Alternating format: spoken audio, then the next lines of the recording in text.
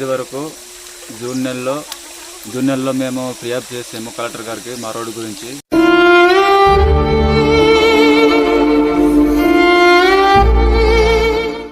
చాలా రోజుల నుండి మేము ఇక్కడ మా తాతల మూతల నుండి ఇక్కడే మా తాత మూతలు చచ్చిపోయారు.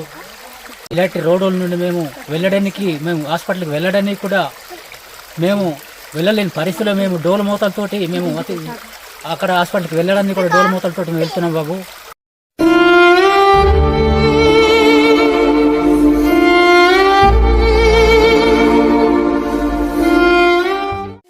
అమ్మ, ఇక్కడ ప్రతి వారపు సంతలో ప్రతి వారంలో మీరు కూరగాయలు కానీ హాస్పిటల్ కానీ ఈ రోడ్డు మీదనే వెళ్తారా? అవును సార్, ఈ రోడ్డు మీద వెళ్తాం సార్. చాలా కష్టపడి వెళ్తాం సార్ మేము.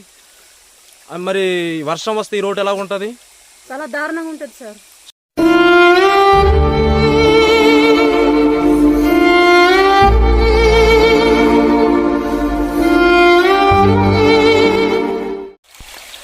అల్లూరి సీతారామరాజు జిల్లా చింతాపల్లి మండలం చిటుముల పంచాయతీ.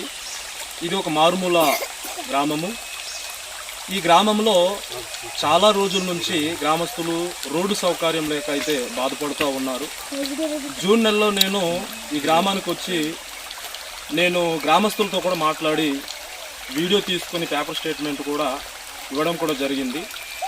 దాని మేరకు కలెక్టర్ గారు స్పందించి వెంటనే ఆ గ్రామానికి వెళ్ళి సర్వే చేసి కొలతలు తీసుకుని మాకు ఎస్టిమేషన్ ఇవ్వండి అని చెప్పేసి జేఈలకి డీఈలకి కూడా ఆజ్ఞలు జారీ చేయడం అయితే జరిగింది. కానీ జేఈలు డీఈలు అయితే వచ్చారు, కొలతలు వేసుకున్నారు.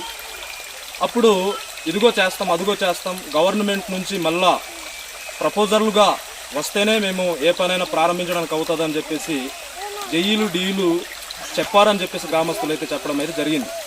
కానీ నిజంగా ఈ గ్రామంలో చాలా ఇబ్బంది పడుతూ ఉన్నారు గ్రామస్తులు. ఈ గ్రామంలో పొలంబంద, రాయిపాలెము, నడుంపాలెము, నిమ్మలపాలెం ఈ ప్రాంతంలో ఈ గ్రామాల్లో ఉంటున్న గిరిజనులు ప్రతి వారపు సంతలో వెళ్ళడానికైనా ఆసుపత్రికి స్త్రీలు నెలవారీగా చెకప్ల కోసం వెళ్ళడానికి చాలా చాలా కష్టపడి వెళ్ళవలసి వస్తుంది. ఇప్పటికైనా నిజంగా అధికారులు స్పందించి ఈ గ్రామాలకు రోడ్డు సౌకర్యం కల్పించాలని మేము ఈ యొక్క పాత్రికేయులుగా మా మీడియా ద్వారా అధికారులకు ఆజ్ఞాపిస్తూ ఉన్నాం. ప్రతి ఒక్కరు కూడా నిజంగా ఈ గ్రామాలకి చూడడం అయితే లేదా వచ్చి మాట్లాడడం అయితే జరుగుతూ ఉంది. కానీ ఇప్పటి వరకు ఎటువంటి వర్కులు అయితే జరగట్లేదండి.